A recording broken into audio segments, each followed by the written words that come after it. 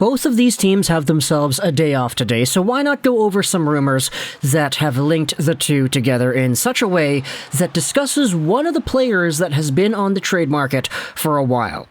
Let's head over onto The Athletic, where an article published by Daniel Nugent-Bowman goes over Jesse Puljujarvi, Edmonton Oilers forward and current trade candidate, and discusses if they can trade him, where is he likely to end up.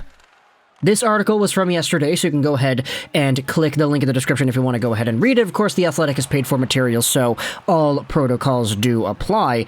But you know what isn't behind a paywall? Spectre's Hockey. Lyle Richardson goes out there and talks about the same thing from today's version of Spectre, so I will leave a link in the description to this article as well if you want to read this one.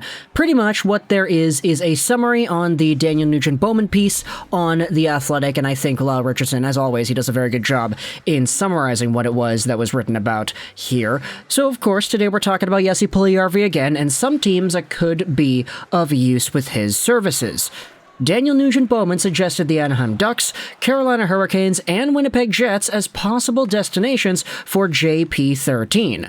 It's been reported that the Oilers and Puljujarvi's camp are working towards a trade. He has just one goal this season and carries a one-year contract with a cap hit of $3 million. The rest of the summary here goes over each individual situation, and I guess there's a day where we can go out there and talk about the Jets and the Ducks and how these teams might be the most appropriate for acquiring Puljujarvi and the overall play style that he possesses. But what I wanted to do was go over to the team that is mentioned in the thumbnail, in the title, and I mean, it's kind of a funny link when you really think about it and acknowledge who else this team has gone out there and acquired the past few years. The Carolina Hurricanes are the team that I wanted to focus on here today. This is what Spectre writes about when it comes to the Nugent-Bowman summary. Puljujarvi and Hurricane center Sebastian Aho are friends and former line mates. The Oilers would have to take something back in the deal as the Hurricanes are pressed for cap space. And I really feel like this is a funny idea. Okay, maybe not funny, that's probably the wrong word to use, but it's one that I can see more connections with than one. And I thought it'd be really interesting to just go over the situation of both of these parties here. Jesse Puljujarvi, as we had noted the past few weeks, few months, maybe even spanning back to last year, is a disappointing NHL forward. He had comments about himself and his overall play from a few weeks ago that sparked up a lot of conversation as to whether or not the Oilers are almost getting forced to trade this guy now, because he went out there in the media and called himself out to the extent that he doesn't know for sure if his own future is going to be as a National Hockey League scorer. He produced a pretty good amount of points last season. He had 36 points in 65 games, but he disappeared in the playoffs, and so far in this season's worth of play, he's only got 6 points in the 30-game sample he has, on pace for what would be one of the worst producing seasons in his entire NHL career. As a guy who has one season left at $3 million AAV, it expires this upcoming summer. That's not really all too great, especially at 24 years old. And so, with the entire change of scenery narrative starting itself back up again, one may wonder if a team like Carolina, with the Finnish depth that they have. Sebastian Aho, of course, was a teammate of Puljujarvi's back on Karpat in the Finnish Liga. But I do want to talk about the other connection that the Carolina Hurricanes have with Finland. No, I don't want to talk about Teuvo Teravainen. I want to talk about the other top pick that ended up becoming somewhat of a bust too, Jesperi Kotkaniemi. Now, KK is not the same type of player that Puljujarvi is, where Puljujarvi was drafted because he was supposed to be a physical, domineering, power forward-like guy who could score and make passes and play really well in his own zone too. Jesperi Kotkaniemi was more that capable two-way center that was supposed to be in that Alexander Barkov playmaker-esque sort of role. Puljujarvi was drafted really high because his World Junior performance in his draft-eligible season saw him put up numbers that were unrivaled for a 17-turning 18-year-old player.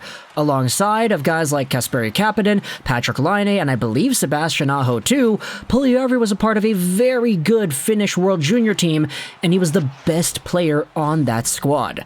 Meanwhile, for KK, he was doing well in the Finnish Liga. The Canadiens kind of needed a center. I feel like if the Canadiens were not drafting third overall and the rest of the draft order was the way that it was, you might not have seen KK go as high as he did, but either way, what's happened is happened. For Puljujarvi, though, he was kind of seen as the easy pick for the Oilers at 4th overall back when he was initially taken. In fact, he was probably supposed to go 3rd overall himself. It's just a lot of people were very surprised when Finnish GM Jarmo Kekalainen in the Columbus system refused to take the potential superstar power forward Finn. What in the world is this? I thought nepotism would come back to strike again. Kekalainen is not taking the Finnish guy? No way. Today, though, if you take a look at how things have gone, I guess you could definitely say that Kekalainen made the right choice because, I know the Pierre-Luc Dubois experiment in Columbus did not work out all too well, but you got Patrik Laine out of it, and that's mostly because Dubois is a legitimately good player. Puljujarvi, on the other hand, isn't. And when you think about what exactly it is he could use to fix up his overall style of play, I feel like the change of scenery thing is more applicable now than it ever has been before, because it was just 1 year ago when everybody was talking about how undervalued Puljujarvi was and how even though he may not have too many points, he still produces the production and the expected goal output of everybody else that he played with, and he was producing a lot more than he currently is. Like, you thought he was producing a small amount of points last year? Well, it's gotten even worse now. And now he's doubting himself and pretty much forcing the Oilers to trade him as soon as they can for whatever they can. And when it comes to that whatever they can get in return, I feel like the Carolina Hurricanes have so many young, talented prospects that the Oilers have so many things they could choose from. Even if it's not really the biggest name prospect or the highest drafted prospect, because the Hurricanes have acquired so many picks in the past few years that their overall capital of youth is so vast. They could afford to lose 1 or 2 of the really nice scouted prospects that they've gotten.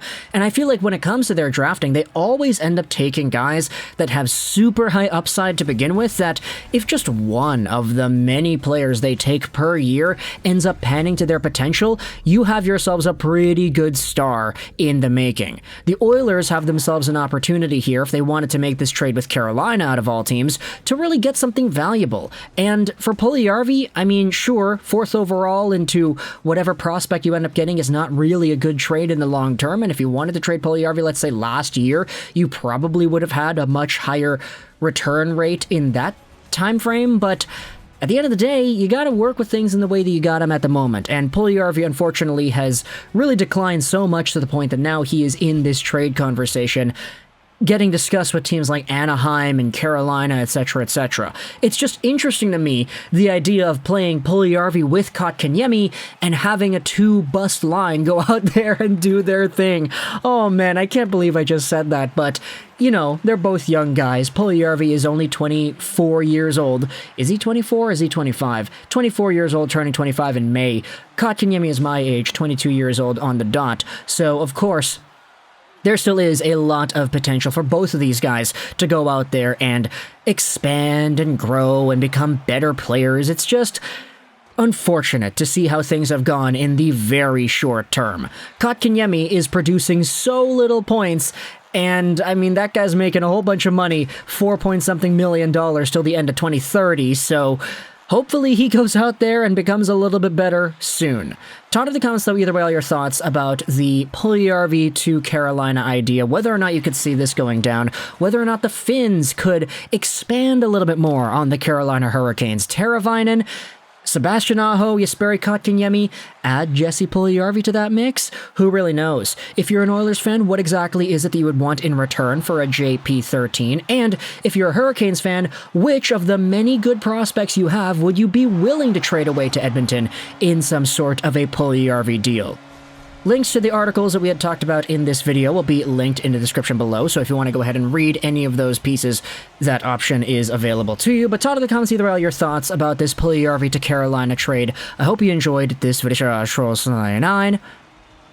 and bye.